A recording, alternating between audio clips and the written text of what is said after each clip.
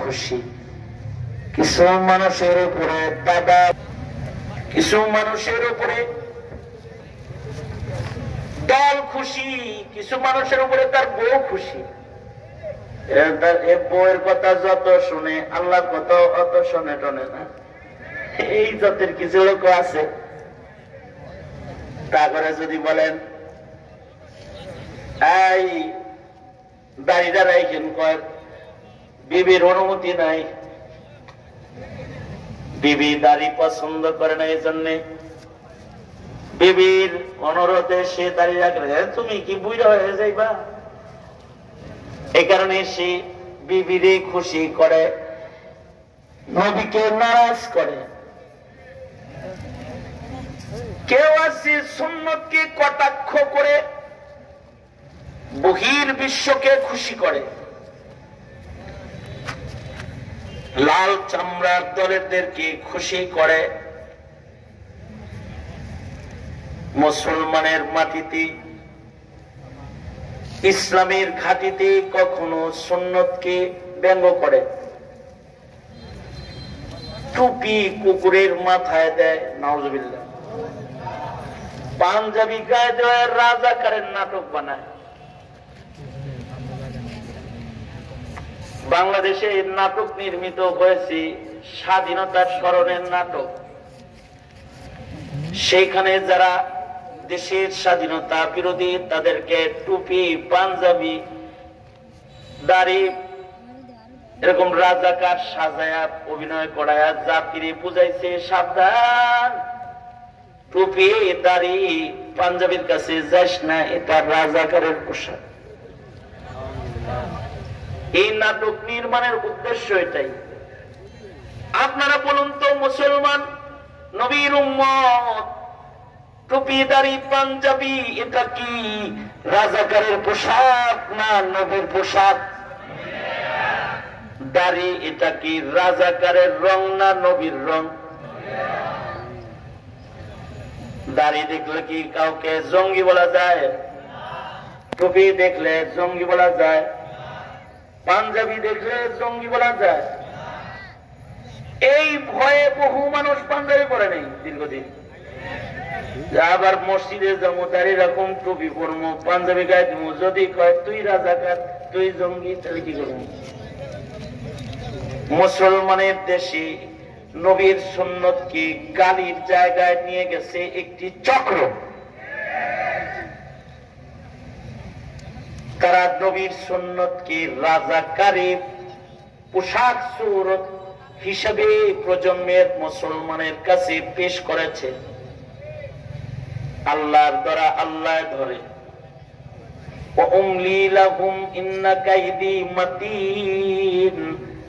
আল্লাহ তাআলা দিল দেন কিন্তু ছাইরে দেন না, ছাড় দেন ছেড়ে দেন না। যে গালি দিয়া নেককারদেরকে আক্রান্ত করেছে, সেই গালি খায়া হেলিকপ্টারে চলে দেশ ছেড়ে পালাইছে। বিচারটা কার? বিচারটা কার? যারা আওয়াজ করে বলেন বিচারটা করছেন কে? 72 সাল থেকে সুন্নতকে গালি দেওয়া হয়। এটি একটি চক্রান্ত মুসলমানের মাটিতে ইসলামী কালচার দূরীকরণ ও হিন্দুত্ববাদকে চাষাবাদ করার রাস্তা তৈরি করার চক্রান্ত এটা। যে টুপি দেখলেই কয় রাজাকার, ছোট ছোট বাচ্চাদেরকে রাজাকার বলেছে। মাদ্রাসার বাচ্চা ছোট ছোট, ওগুলো কয় রাজাকার। ছোট ছোট বাচ্চাদেরকে বলেছে জঙ্গি। যারা সারা দুনিয়াতে বারবার কোরআন প্রতিযোগিতায় 1 নম্বর হয়ে সুনামের সাথে প্রতি বছর যারা দেশের জন্য লাল সবুজের পতাকাকে উঁচু করে আসছে, সারা দিন রাত যারা কোরআন পড়ে, ওদেরও বলেছে জঙ্গিবাদ। এগুলো হলো নবীর সুন্নাহ ইসলামী তাহজিব ও তামাদ্দুনকে খাটো করার এক গালির নকশা চক্রান্ত ছাড়া অন্য আর কিছু না। গালি দিয়েছে ৭২ সাল থেকে আজ পর্যন্ত। কিন্তু আলেমদের ধৈর্য বেশি, কারণ আলেমরা নায়েবে নবী, আলেমদের কিন্তু ধৈর্য বেশি। কিছু কিছু মুসল্লি আছে যারা আলেমদেরকে খুব জ্বালায়, ইচ্ছা করলে ইমাম সাহেবের গায়ে যে পরিমাণ শক্তি আছে হেরে ধরে একটা আছাড় দিতে পারে, দেয় না, কারণ ধৈর্য বেশি। গালি দিলেও চুপ করে থাকে। হুজুরের পিঠের চামড়াটা বড় মোটা, গন্ডারের চামড়া না, কেন কি হয়েছে? এই যে বলি নরে সরে না, হুজুরের পেটের চামড়া গন্ডারের চামড়া না, হুজুরের ভিতরে নবীর সুন্নতটা আছে, ধৈর্য। কথা বলেন না কেন? জোরে আওয়াজ করে বলেন না, কি আছে? ধৈর্য আছে, ধৈর্য। ধৈর্যের কারণে গালি দাও, কথা বলে না। মুহাম্মাদুর রাসূলুল্লাহ সাল্লাল্লাহু আলাইহি ওয়াসাল্লামের যেমন ধৈর্য বেশি,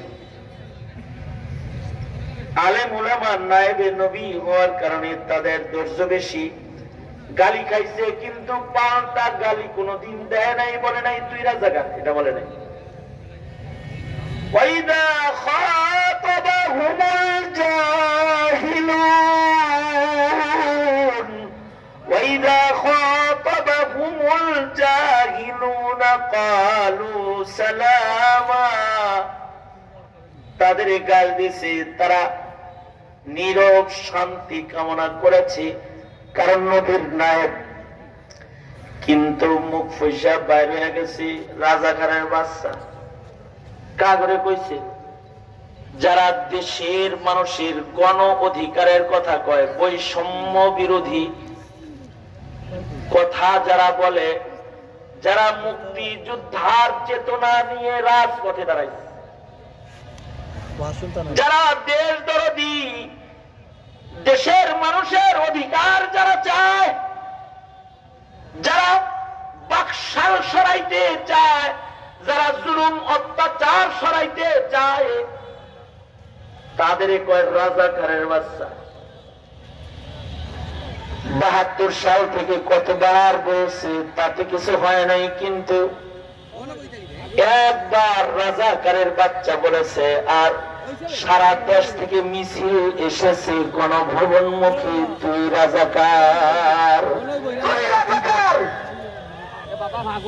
আমি রাজাকার না, একথা বলার মতো সুযোগ হাসিনা দেয় নাই। পরিস্থিতি চড়ে সে পালিয়ে গিয়ে আশ্রয় নিতে বাধ্য হয়েছে, কারণ ছাত্র জনতা কাছে পেলে রাজাকারকে জাতিকে দেখে দিত, তারা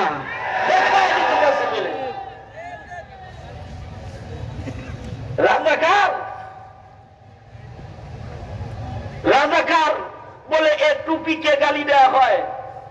রাজাকারের পোশাক বানানোর চেষ্টা করা হয়েছে টুপিকে, ভিনদেশি কালচারকে সেরা পোশাক, সিরা পোশাক, সিরা গেঞ্জি, এই কালচার আমদানি করে মুসলমানের হায়া লাজ শরমকে সরাইয়া দিয়ে হিজাব নিয়ে টানাটানি করায়, উলঙ্গপনা আর বহাপনাকে প্রশ্রয় দিয়ে মুসলমানদের আখলাক, চরিত্র, ঐতিহ্য, বাঙালি বধুর ঘুমটা লজ্জার পর্দাকে কবর রচনা করে হিন্দুত্ববাদ আর খ্রিস্ট মতবাদের স্বভাব মুসলমানদের ভেতরে প্রতিষ্ঠা করার যারা অপচেষ্টা করেছে, তাদের অপর নাম হল আওয়ামী লীগ।